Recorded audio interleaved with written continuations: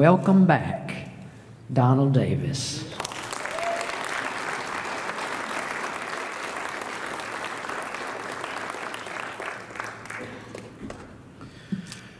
When I was born, my mother was terribly disappointed in my hair. See, she was hoping that her baby would have hair like my daddy had, which was beautifully wavy and curly and black. But I got her hair, which she described as wispy little mouse hair. And besides that, I had a double crown and a big cowlick in the front. And so from the time I was born, my mother just took the scissors to me. Every time a little bit grew, she'd cut it off, cut it off, cut it off, cut it off, cut it off. And you know, when you're a little kid, the way you're treated, you think that's just the way the world works, don't you? And I got to be 6 years old, and I'd never had a haircut except for my mama's scissors.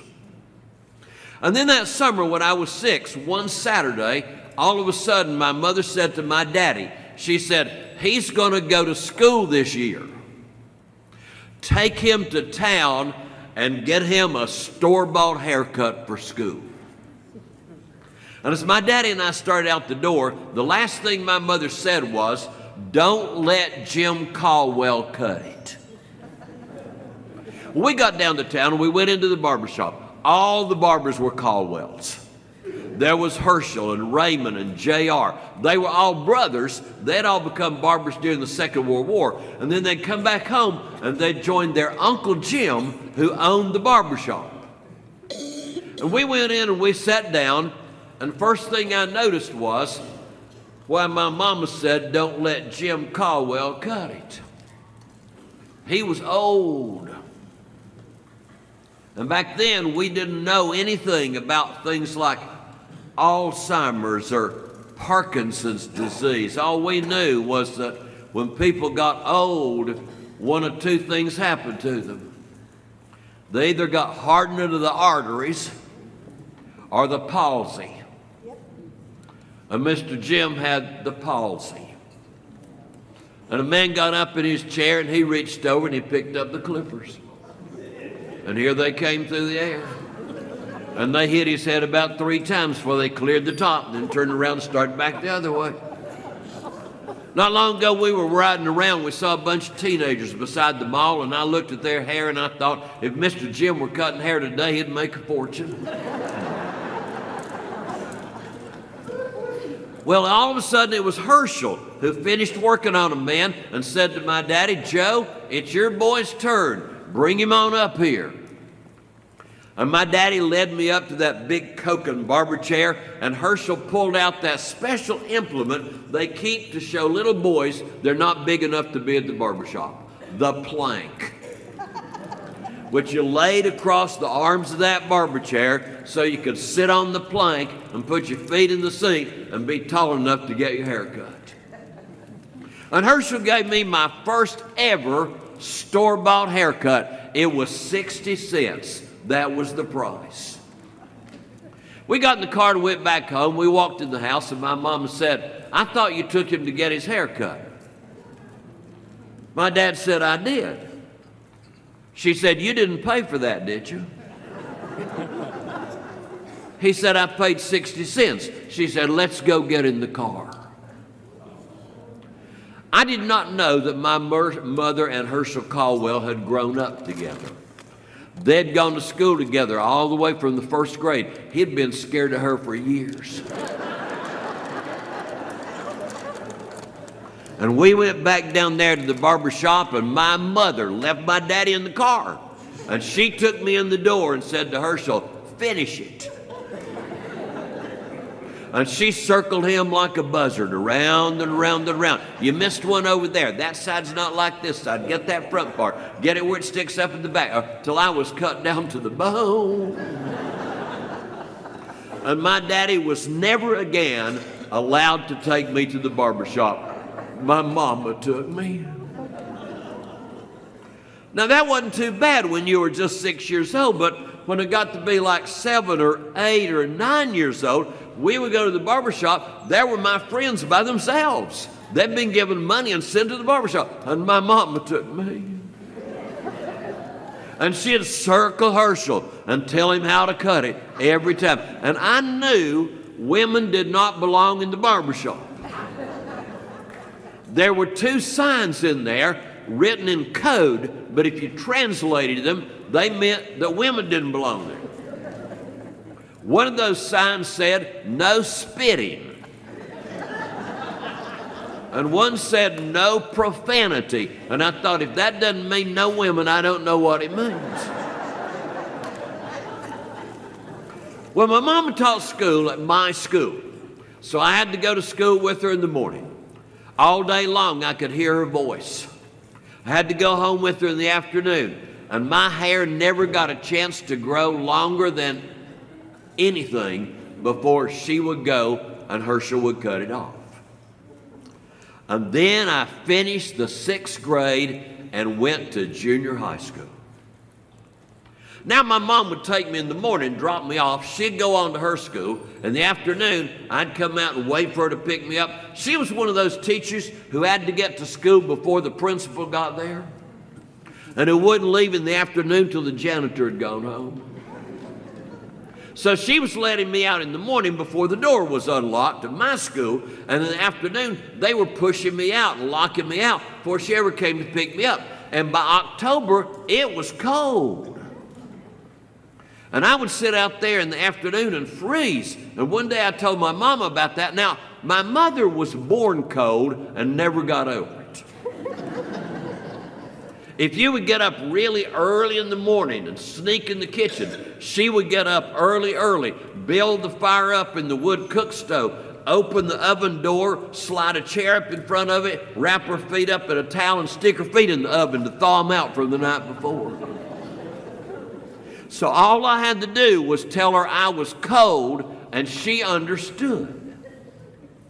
She knitted, and so she made me this wonderful homemade wool knit toboggan hat that I could pull way down over my ears. And when she put me out in the morning, or when I got put out in the afternoon before I got picked up, I wouldn't freeze to death. And then I began to notice something. When I wore that hat, she couldn't see how long my hair was. So I started wearing it all the time. I got up in the morning, put it on before I came into breakfast. "Oh, Mama, I'm so cold. I'm so glad you made me this hat." "It's okay to wear it in the house. It'll keep you warm." I wear it all the time. And in the afternoon, I'd wear it right through supper time to bedtime. And gradually, because she was so busy with her schoolwork, I was getting hair. And it got long enough to stand up. It got long enough to part. She totally lost track of how long my hair was. One day she came to pick me up. We got in the car, and it must have been a warm day, and for some reason, without thinking about it, I pulled the hat off.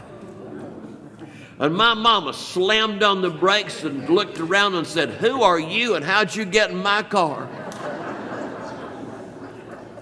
I said, Mama. She said, "You look like a sheepdog. How did I let your hair get to be such an awful mess?" I thought, "You didn't, I did it." She said, "I got to take you to get your hair cut, but I can't take you today. I have to go to the doctor's office, and I have to do..." I said, "Mama, listen. I am 13 years old.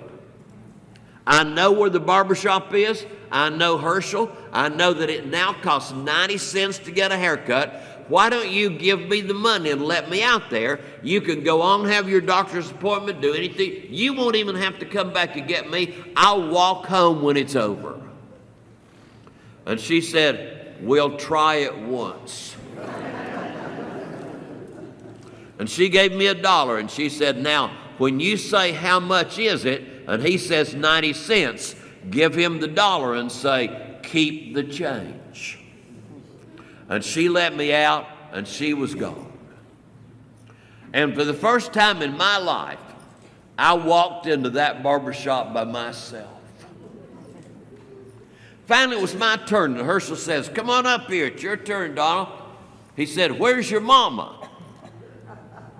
I said, "I am 13 years old. I guess I could come and get a haircut without my mama."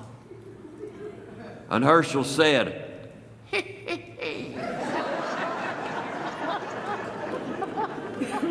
he said, "Well, big boy without your mama, how do you want it cut today?" Now, I got to diverge just a moment so you'll understand what's coming next. Did your mother happen to have a list of people whom she wished you had never met? My mama had a long list like that, and the name of the top of that list was Miles Chafin. Miles Chafin lived right up the road from us, and he lived with his grandparents. Both of his parents were military, and they would come home and leave and come home and leave, but he lived with his grandparents, and my mama said that was the beginning of the trouble. And when we were about 8 years old, Miles Chafin was the first person my age I ever knew who had his own guitar. And he thought he was little Hank Williams. We'd have a little talent show at school, and he'd come to school wearing cowboy boots and blue jeans and a little vest and a cowboy hat. And when it was his turn, he'd come out on the stage with that guitar, and he'd start playing and playing and making very inappropriate eye contact with mothers in the audience. And then he'd start singing, "Hey, good looking, what you got cooking? How's about cook?" He was evil, evil, evil, evil, evil. Well, when he got to the 7th grade, Miles Chafin got converted. He got converted from Hank Williams to Elvis Presley. And as far as my mama was concerned, that was as low as you could get. And he let his hair grow out, and he womped it up in a big pompadour, and he dyed his hair black. It had like a ducktail in the back. And he'd walk around, you know, with his shirt collar turned up, practicing curling his lip all the time. And when we'd have a talent show then, and he'd come out being Elvis Presley, before it was time for him to sing, they'd come out with a card table, they'd let 2 legs down on it, and let it stand up in front of him to hide him from here down, because he was Elvis all the way down.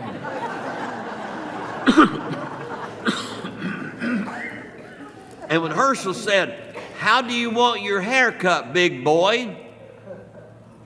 I said, "Do you know Miles Chafin?" And Herschel said,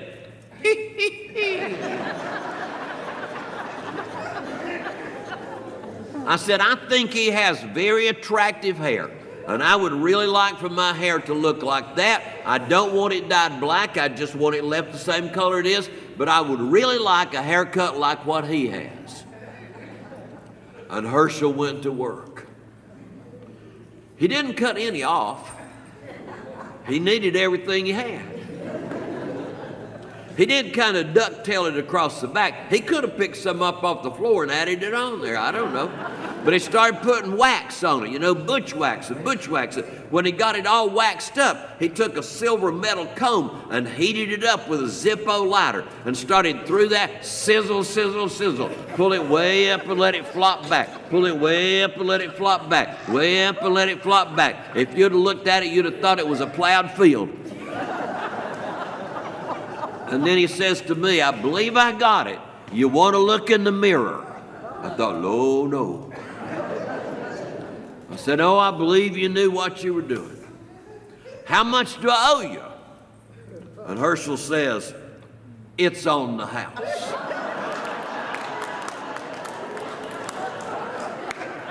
And I put that dollar back in my pocket, and I was $1 ahead. Well, I started to walk home, and I knew Waynesville, where I grew up, was a friendly little town, but I didn't know how friendly it was till I was walking home that day.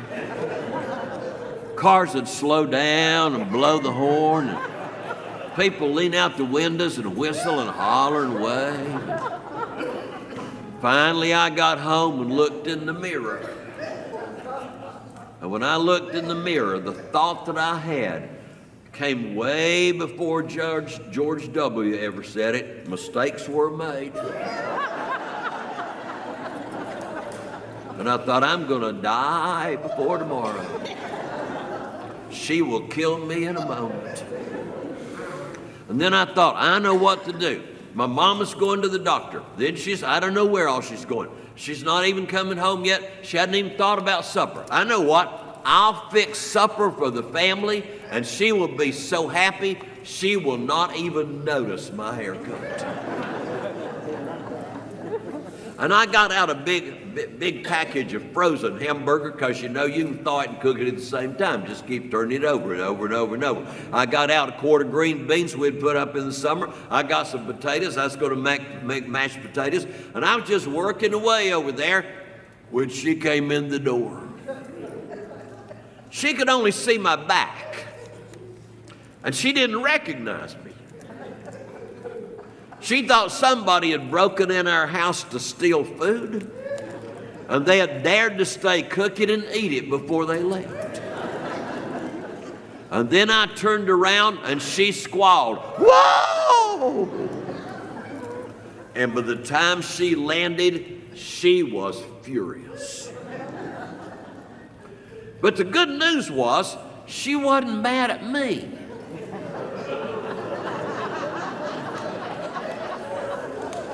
She thought I was too dumb to do something like that. She was mad at Herschel. She started going around. Herschel Caldwell ought to know that I would not even have a child who looks like you. Go get in the car. And I knew where we were going. Well, we got in the car and we drove back into town, and by the time we got there, the barber shop was closed. And so we got back in the car and we started home. I assumed we were going home, and then I realized we weren't going toward home. I didn't know where we were going, because I didn't know where Herschel lived. But we went straight to his house. And we didn't stop in the front and knock on the door like polite visitors. My mama went down the driveway. We walked in the kitchen door without even knocking on it. He and his wife had just sat down for supper. His wife jumped up and she was just trembling against the wall. And she looked at Herschel and she said, "Fix it!" And he got my head over in the kitchen sink and emptied 2 big bottles of green grease-cutting detergent and a 120-gallon hot water heater, getting all that wax out of my hair. And then he got up in the top of a cabinet and brought these old haircut implements down there. And when my mom was circling him like a buzzard, he cut it down to the bone. And then she looked at him and she said, "Herschel, give him back his money." And without pausing for a moment, Herschel Caldwell reached in his pocket, pulled out his billfold, opened it up, gave me another $1. And I was $2 ahead. From then on, my mother never again had to take me to the barber shop. She knew she didn't need to. Herschel knew what to do. I knew what to do. And from then all the way through high school, every time I needed a little money, I'd tell my mom I needed a haircut. And she'd give me $1. It went up to $1.25. It went on up, no matter what. She'd give me the money. I'd go and get my haircut. And every time I'd say, "Well, Herschel, how much do I owe you?" And every time he'd say, "It's on the house." Because every time you come in here, I get to remember that look on your mama's face. And that's something you can't pay for. Last time I saw Herschel, my dad was 93 years old. He was in the nursing center the last months of his life. And I went to visit him, and Herschel showed up. Herschel wasn't quite as old as my dad. He was younger, and the barbershop had long closed, but Herschel now spent most of his afternoons going around and visiting some of his old customers who couldn't leave home to go get their hair cut. And he had come to Silver Bluff to cut my daddy's hair. And he gave my daddy a nice haircut, and we caught up on 35 years of life that we had been away from each other. We had just a wonderful time. And then Herschel gathered his stuff up and he got ready to go. And my dad said, Herschel, I didn't pay you. Herschel says, oh, I got paid. He said, I didn't give you any money. No. He said, Donald paid me.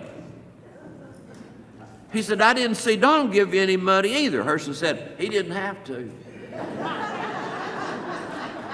He paid me by being here. He said, you see, it's been probably 30 years since I remembered that look on Lucille Davis's face. And because he was here, it all came back again. And there's some things that money just cannot buy.